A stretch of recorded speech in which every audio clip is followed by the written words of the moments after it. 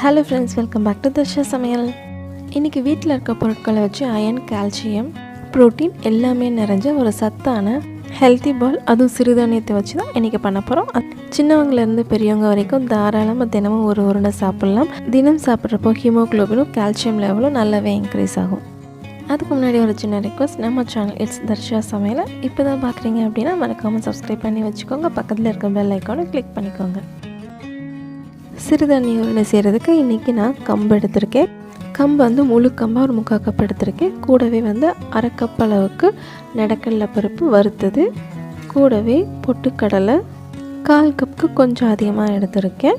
20லேருந்து 25 பாதாம் எடுத்துக்கலாம். ரோஸ்ட் பண்ண பாதாமாக இருந்தாலும் சரி, அன்ரோஸ்டட் பாதாமாக இருந்தாலும் சரி, எதுவாக இருந்தாலும் ஒரு 20லேருந்து 25. கூடவே கொட்டை எடுத்து 8 பேரிச்சம்பழம்.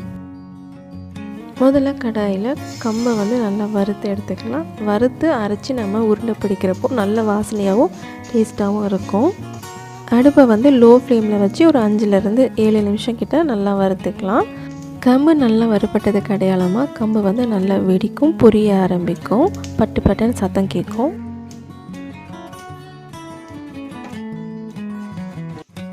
கம்பை நல்லா வறுத்தாதான் நல்ல மணம் இருக்கும், சாப்பிட்றப்பவும் நல்ல சுவையாகவும் இருக்கும்.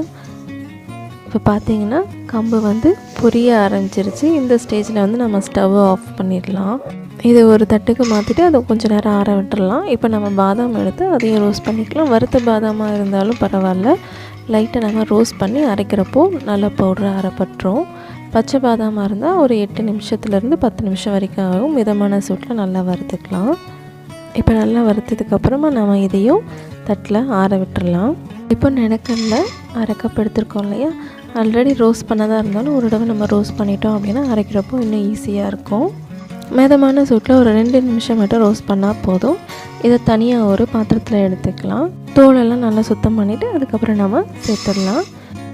இப்போ நம்ம ஸ்டவ்வை ஆஃப் பண்ணிவிட்டு பொட்டுக்கடலையே இதில் சேர்த்துட்டு ஒரு 2 நிமிஷம் அந்த சூட்லேயே நம்ம வறுத்துக்கலாம். அந்த சூடே கரெக்டாக இருக்கும். இல்லை அப்படின்னா பொட்டுக்கடலை கலர் சேஞ்ச் ஆகிடும், டேஸ்ட்டும் மாறிடும். இப்போ இதையும் நம்ம பாத்திரத்துக்கு ட்ரான்ஸ்ஃபர் பண்ணிடலாம். பொட்டுக்கடலையும் நம்ம தோலை எடுத்துகிட்டு அதையும் இதோடு சேர்த்துடலாம். இப்போ இதை எல்லாத்தையுமே நம்ம மிக்ஸி ஜாரில் போட்டு நல்லா ஃபைனாக அரைச்சிக்கலாம் முடிஞ்ச அளவுக்கு. கம்பு, பாதாம், பொட்டுக்கடலை இது எல்லாத்துக்குமே தனியான ஒரு டேஸ்ட் ஒன்று இருக்குது. அதனால் இன்றைக்கி நான் இதில் ஏலக்காய் சேர்க்கலை. உங்களுக்கு வேணும் அப்படின்னா ஏலக்காவும் இதோடு சேர்த்து நல்லா ஃபைன் பவுடராக அரைச்சிக்கோங்க. முடிஞ்ச அளவுக்கு நல்லா ஃபைனாக அரைச்சிக்கோங்க. லைட்டாக குறைன்னு இருந்தால் கடித்து சாப்பிட்றப்போ நல்லாயிருக்கும்.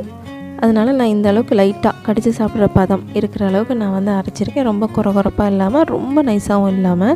இது கூடவே இனிப்புக்கு நம்ம டேட் சேர்த்துக்கலாம். கூடவே வெல்லம் நான் இன்றைக்கி 1/4 கப் கொஞ்சம் அதிகமாக சேர்த்துருக்கேன். உங்களுக்கு எவ்வளோ தேவைப்படுதோ அதுக்கேற்ற மாதிரி சேர்த்துக்கோங்க. இந்த இனிப்பு கரெக்டாக இருந்தது. இப்போ நம்ம கட்டிகள் எல்லாத்தையும் நல்லா உடச்சி விட்டு ஒன்று கலந்து விட்டுடலாம். இதுக்கு லைட்டாக 2 டேபிள் ஸ்பூன் நெய், கூடவே முந்திரி, கிஸ்மிஸ் தாளித்து நம்ம இதில் சேர்த்து உருண்டைகள் பிடிச்சோம் அப்படின்னா இன்னும் சுவையாக இருக்கும். இந்த மாதிரி சத்தான உருண்டைகளோட ஒரு 2 டேபிள் ஸ்பூன் அளவுக்கு நம்ம நெய் சேர்த்துக்கிறதுனால இன்னும் நம்மளோட உடம்புல இருக்க சத்து அதிகமாகும்னு தான் பெரியவங்க சொல்லியிருக்காங்க. அதனால் 2 டேபிள் ஸ்பூன் அளவுக்கு நெய் சேர்த்துக்கிறது தப்பில்லை. மாவோட நல்லா கலந்து விட்டதுக்கப்புறமா நமக்கு விருப்பமான சைஸில் நம்ம உருண்டைகளை பிடிச்சிக்கலாம்.